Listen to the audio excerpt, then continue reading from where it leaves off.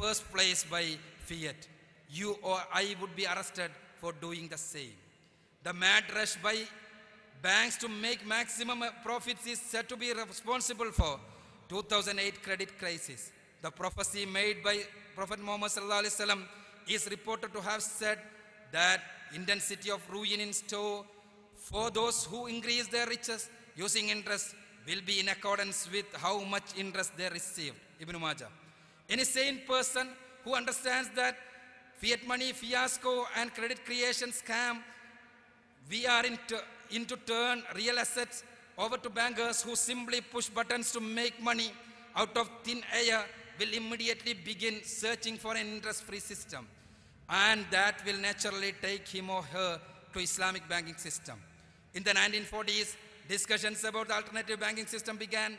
In the last 4 decades, it is Islamic banking system that has emerged as the surprise, competitive and viable substitute for conventional banking. Elimination of riba, interest in all its forms is an important feature of Islamic financial system. Islamic banking is much more, however.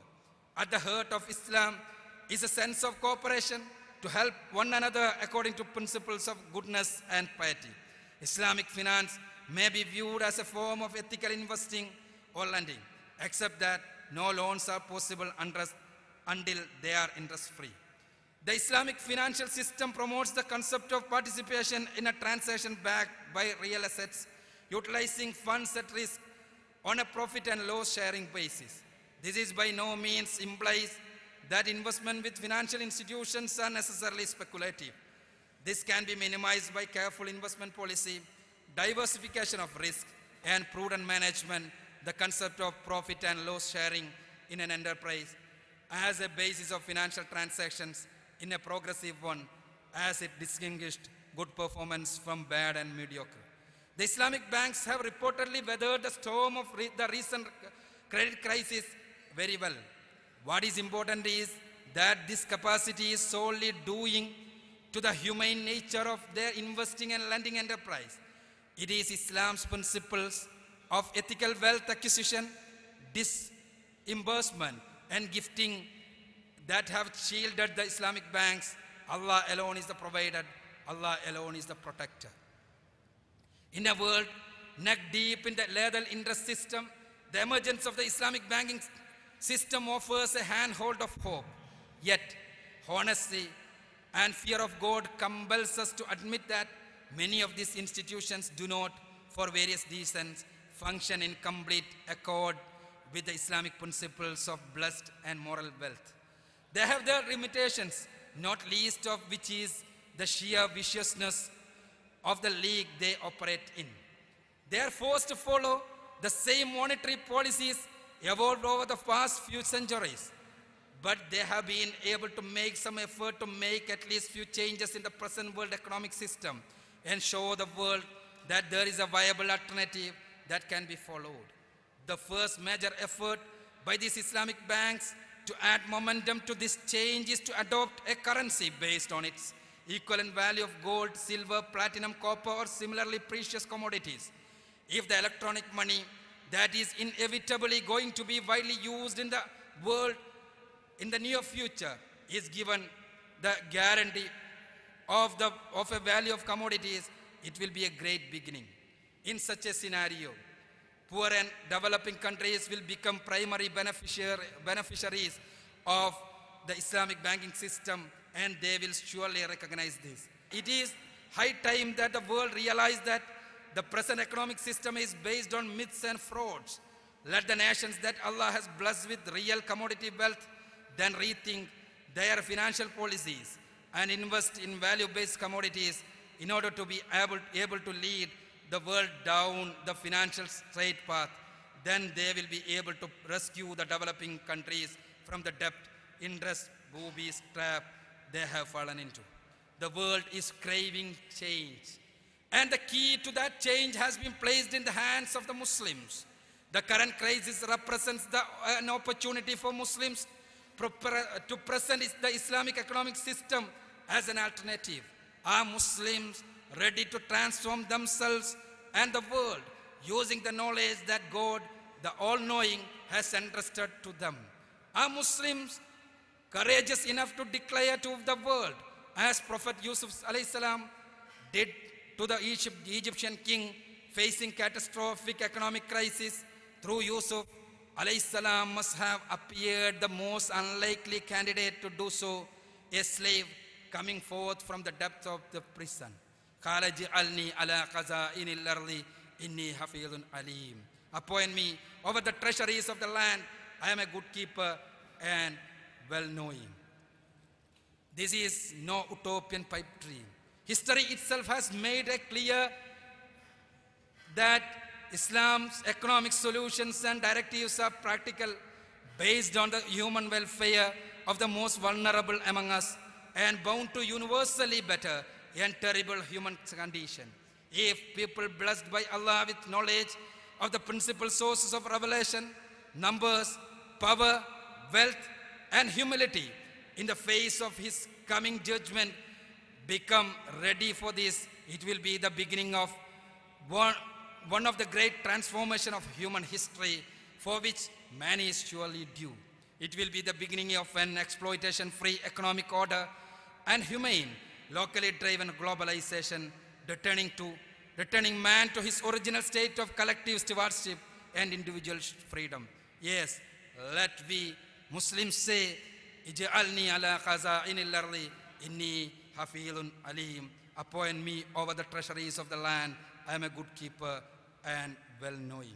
As I told, this is a presentation on the Islamic analysis of the current financial crisis. So as I concluded, the key of transformation of the world is on the hands of the Muslims. So, as a message of the session of this conference, I would like to put forward that message to the Muslims of the world, to the rulers, Muslim rulers, as well as to the economists of the Muslim world. We have to have a currency monetary system, and more perfect Islamic banking system can be achieved through our own monetary system. Without a monetary system which is backed upon intrinsic commodities, these crises will never end up. So this is a message of the total session, the economic session, that is, the Islam has the solution for the crisis, but that solution is not superficial. We have to go to the roots and find solution to that. Wa akhiru da'wana alhamdulillahi rabbil alamin. Assalamu alaikum. Jazakallahu khaira Sheikh M. Muhammad Akbar. We will now have time, inshallah, for the question and answer session. As previously, we have the 2 mics for the brothers and 1 for the sisters, which will alternate in between. So once we are ready, we'll have the first question from the brother's mic on the right-hand side. Salam alaikum, sir. My name is Hamayun. I am the student of finance. My question is about interest. That our holy religion, Islam, and the glorious Quran says that أُحِلَّ اللَّهُ الْبَيْعَ وَحَرَّمَ الرِّبَا. It means that interest is haram. But according to the most of accounting books and finance books, as well as the financial analysts and bankers and I as a finance students, we don't think so. Because, sir, you know better that money losing its value from time to time. And these bankers and financial analysts says that this is not actually the interest. This is only the cost which we take from you because of the devaluation of money. So please comment on this, sir. The problem of devaluation of money emerges from this fiat currency.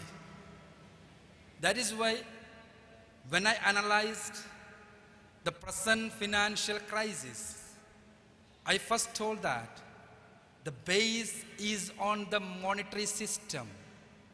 That monetary system lies on the fiat currency. That means a currency which doesn't have an intrinsic value. Money become money because government say it is money. No value is there. So not only the devaluation, but the transactions, lending will not be possible in this system legitimately.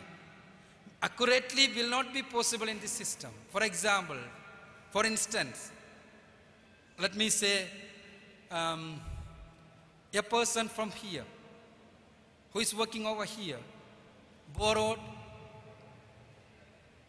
1 million dinars from a merchant at Kuwait before Saddam's invasion. And he put up a very good business over here. And he utilized that business, that amount in that business.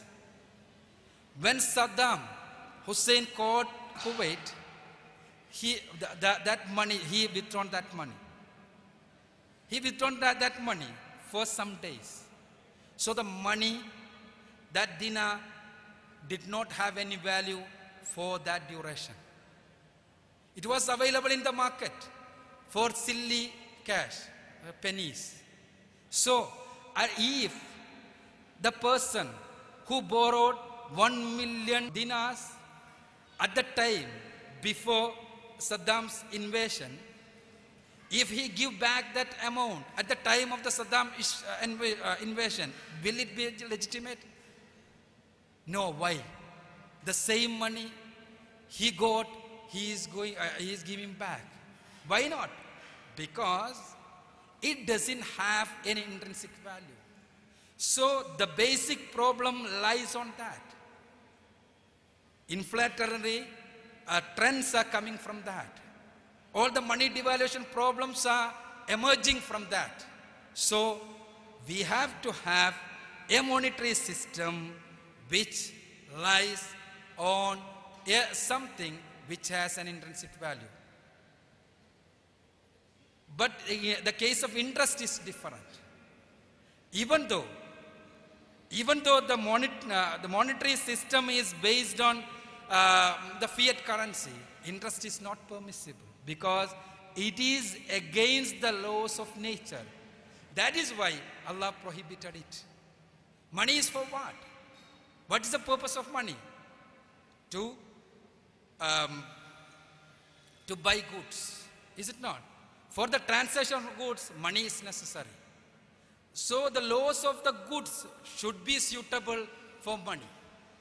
Laws of goods should be suitable for money. What is the law of good? Third law of thermodynamics. No goods will grow itself. No goods will grow itself. It may deteriorate, but it will not expand. So money, the law of those goods should be suitable for the money. But in the interest system, it is not suitable. It's not suitable. Even though we are thinking on the financial, capitalistic financial system and financial economics, it is against the law of nature. And in Islam, it's prohibited also. Jazakallahu khaira. We'll have the next question from the sister's mic. This is a question from a sister.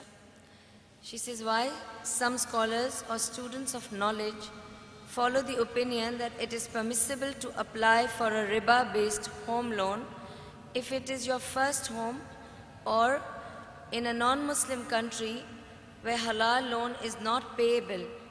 Aren't they supposed to be patient and just rent house instead of engaging in riba? Why some scholars say that interest system in a non-Muslim country is halal? It has to be asked to those scholars. Nowhere in Islam riba is allowed. As we learned from our scholar talked before, and from the Quran itself, chapter number 2, verse number 275. We heard the recitation, As the introduction of this session, riba is haram, even though he is in a non-Muslim country or in a Muslim country. So, we cannot justify riba in any circumstances. Riba, Muslims should be away from riba related activities. Then how could we get loans? That's the question. And Muslim societies should have something for assisting people who is backward in those fields. That's the only solution which is applicable in the non-Muslim countries. The next question from the brother's mic on the left. Assalamu alaikum, Brother Imam Akbar. In fact, we talk about Islamic banking system, Islamic financial institutions, whereas in reality, I think there is no difference between conventional banking system and the commercial banking system, except the transposition of word. Instead of interest or riba, it is profit rate. Instead of post-import finance, it is murabbaha. And instead of overdraft facility, it is tawruk. So in reality, I am experiencing this, and also I would like to add that there is profit rate instead of interest, but there is no loss rate in Islamic banking system. So in this juncture, do you think that Islamic banking system is a substitute for the conventional or the commercial banking system? Thank you. Question is Islamic banking system do I think that is Islamic banking system a substitute for commercial banking system? As I told, Islamic banking system prevailing in the all over the world has its own limitations, because all the banking systems are based on the monetary policy, economics prevailing in the world. So the root is in the monetary policy prevailing in the world. So without changing that, Islamic banking system will have some problems like our brother told. But it is not as similar as commercial banking system. In Quran itself it is said Allah allowed trade and prohibited riba. What's the difference between that? In trade also, we are selling something, we are getting profit. Getting profit and loss, it is there in trade. But Allah says in the same ayah that Allah prohibited riba and trade. So, Islamic banking system, as the former speaker, he's an expert in Islamic banking system. You might, if you would have asked this question to him, it would be better because he is very much expertise in that system. So even though the present Islamic banking system has its own limitations, it is not based on riba. It is not based on riba. That's the main difference between. We'll have the next question from the sister's mic. If we don't have anybody there, I can't actually see from here. We'll go to the front mic for the brothers. Assalamu alaikum wa rahmatullah. My question is, in the current situation in the world today, what type of investments can we make that would be 100% halal in the eyes of Allah? In the eyes of Allah, what are the types of investments we can make that is 100% halal? All the investment except there is an involvement of riba and exploitation. No speculation business is allowed. No exploitation is allowed.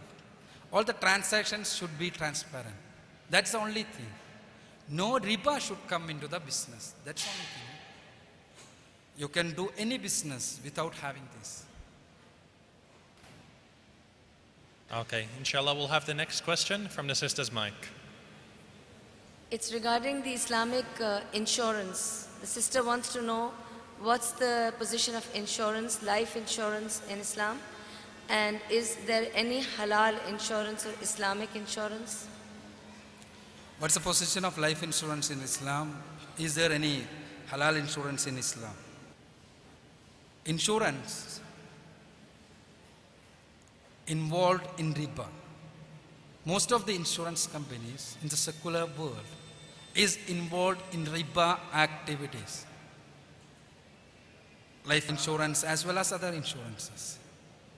So the transactions with riba, with interest, in the name of insurance or in the name of anything else, it's haram. It is not allowed. But a social security system is allowed. That is what Islamic insurance is, as far as I know. Islamic insurance is an insurance. It doesn't involve in any riba connected activities. It is a social security system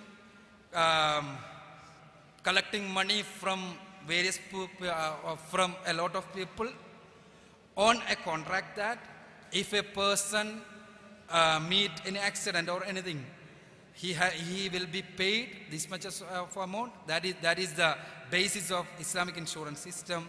That is a social security system without in connection with riba is halal. All other insurance which are connected with riba system is not allowed. Jazakumullahu khaira. That is all the time that we do have for the question and answer session. So may Allah reward our dear Sheikh M. Muhammad Akbar. Jazakallahu khaira.